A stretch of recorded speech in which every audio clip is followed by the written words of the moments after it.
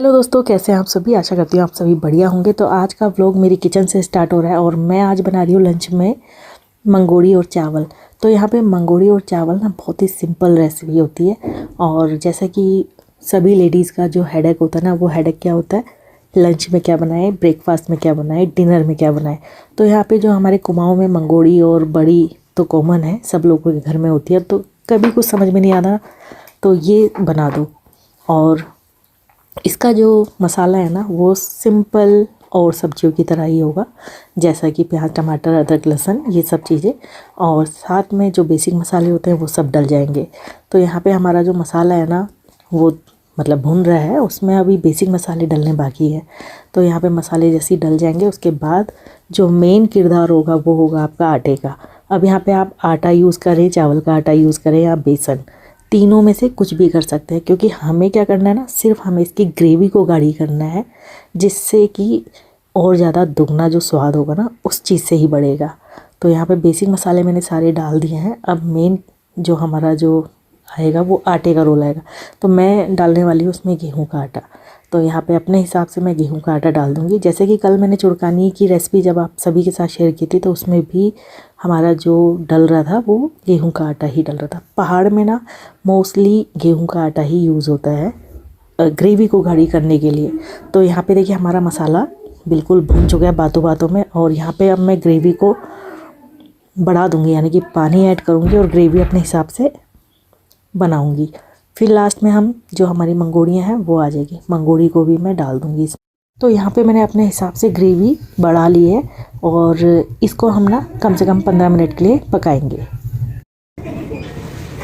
30 दिसंबर की डेट है और मौसम इस तरीके का है, बहुत सनी सनी मौसम है, बहुत धूप है। और बजने वाले हैं आपके 12 बजे का ही टाइम है। और काम हो चुका है सारा घर का। और खाना मैंने बना दिया है। आज मैंने बनाई है बड़ी बनाई है। और अभी मैं तैयार भी नहीं हुई हूँ, थोड़ी देर में तैयार होकर के मैं जाने वाली हूँ शॉप पर। और नाश्ते में बना है आलू का पराठा, दिखाती हूँ। तो ये है आलू का पराठा हमारा गर्मा गर्म। चलिए खाते हैं और तैयार होते हैं और फिर चल देते हैं शॉप पर। दोस्तों बजने वाले हैं 1:30 और यहाँ पे ना थोड़े से मैं राइस और मंगोड़ी टेस्ट करूँगी और उसके बाद फटाफट शॉप की तरफ जाऊँगी। क्योंकि आज ऑलरेडी मुझे देर हो चुकी है और टाइम में चले जाती थी 12 बजे के आसपास। और आज मुझे ना एडिटिंग की वजह से बहुत ज़्यादा लेट हो गया है। यानी कि आप यकीन मानिए 1:30 बजे का टाइम मेरे लिए बहुत ज़्यादा लेट होता है। तो यहाँ पे मैंने मंगोड़ी चावल खाए और फटाफट अब मैं जाऊँगी दुकान की तरफ और दुकान में आप सभी से मिलूँगी। और आज जो हमारा जो पहला केक होगा वो होगा हमारा चीज़ केक। तो यहाँ पे आज हमने चीज़ केक बनाया था और ये जो चीज़ केक है ना, बहुत ही ज़्यादा डिलीशियस था। और अगर फ्लेवर की बात करूँ तो ये ब्लूबेरी फ्लेवर है। और आज से हमारी शॉप रॉयल अमृत बेकर्स में आपको चीज़ केक भी आसानी से मिल जाएगा और सारे ही फ्लेवर आपको ऑर्डर पर मिल जाएंगे। तो ये रहा हमारा डिलीशियस सा ब्लूबेरी फ्लेवर। दोस्तों मैं और दीपा भाभी अभी दुकान से फ्री होके और दीपा भाभी रेस्टोरेंट से फ्री होके हम लोग निकल गए हैं मॉल रोड नापने कि कहीं। तो चलिए 31 है, 31 में देखते हैं कितनी चहल पहल हो रही है। और अंदर मॉल रोड में जाकर ही पता चलेगा कि कैसा माहौल है कल को लेकर के। तो थोड़ी बहुत तो भीड़ दिख रही है, मगर सारे लोग ही होपलेस हैं क्योंकि प्रशासन की वजह से ना बहुत ही ज़्यादा सख्ती की जा रही है। तो देखते हैं, आगे चलते हैं। ये कितने के मुझे यू ऐसे मतलब हम लाते हैं ना तो 150 तक का देते हैं। ये सब चीज़ें हैं देखो। और ये 200 और ये वाली कैप भी अच्छी लग रही है। तो कल है 31 का टाइम और भीड़ को देख करके ना लग नहीं रहा कि ये 31 का टाइम होगा। क्योंकि क्राउड जितना होना चाहिए ना उतना क्राउड है नहीं नैनीताल के अंदर। और गाने भी इतने मरे हुए लगा रखे हैं ना, जैसे कि कोई मर गया होगा। और सच में कह रही हूँ, टूरिस्ट का जो रिस्पॉन्स है ना इस बार 31 का, वो यही है कि नैनीताल में हम अब नहीं आएंगे क्योंकि यहाँ पे बहुत ज़्यादा पैसा वसूला जा रहा है हर चीज़ को लेकर के, चाहे वो टोल टैक्स हो, पार्किंग हो, कुछ भी हो। और नए नए नियम लागू चालू कर दिए इन लोगों ने और गाड़ियों को अंदर नहीं आने दे रहे हैं। तो इस तरीके का है, अभी देखते हैं कैसा रिस्पॉन्स जाता है। वैसे तो इस भीड़ को देख करके लग नहीं रहा है कि ज़्यादा अच्छा रिस्पॉन्स होने वाला है।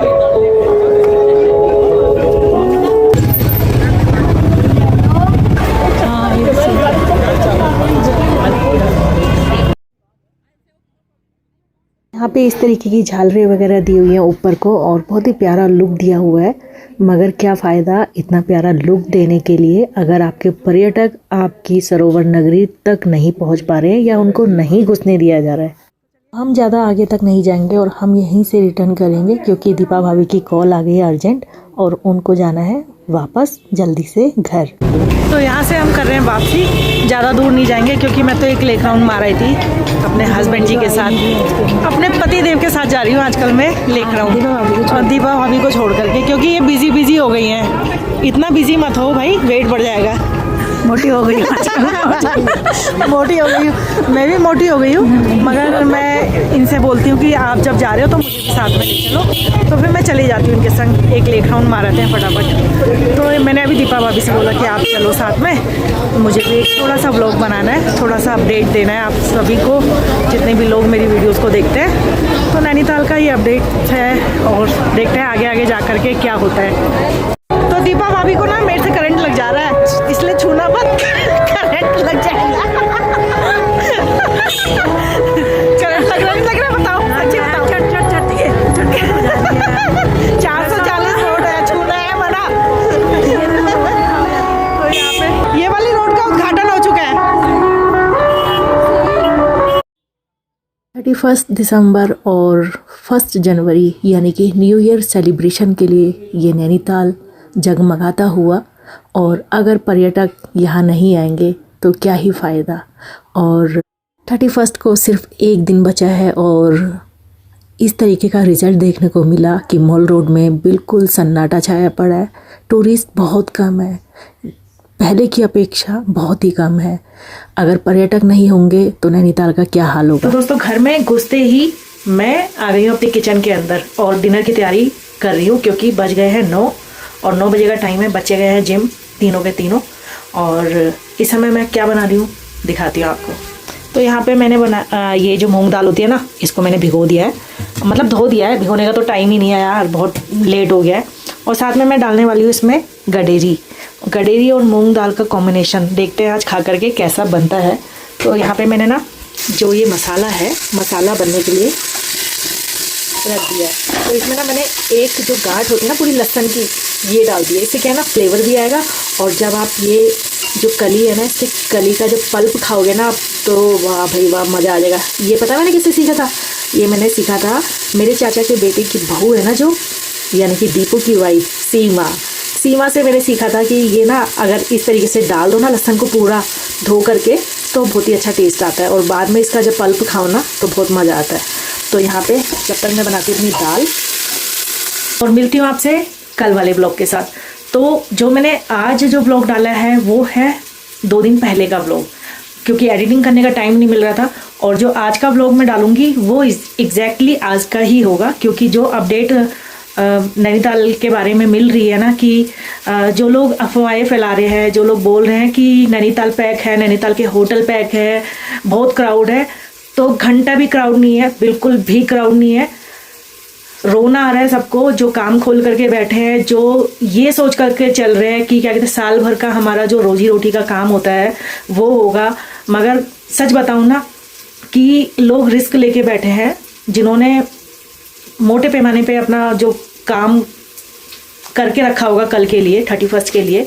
तो देखते हैं कल कैसे रिस्पॉन्स मिलता है सबको। और सारे लोग बहुत होप्स लगाए बैठे हैं, क्योंकि यही टाइम होता है कमाने का, और प्रशासन की वजह से सारे लोग होपलेस हैं, सारे लोग बहुत ज़्यादा परेशान हैं, क्योंकि पूरा नैनीताल खाली है, होटल्स खाली है। तो चलिए आज के ब्लॉग को मैं करती हूँ एंड, और मिलती हूँ कल वाले ब्लॉग के साथ, यानी 31 का जो भी ब्लॉग मेरा बनेगा वो आप सभी के साथ शेयर करूँगी। वीडियो अगर पसंद आए तो लाइक कीजिए, शेयर कीजिए, चैनल को सब्सक्राइब जरूर कीजिए। Bye bye, take care.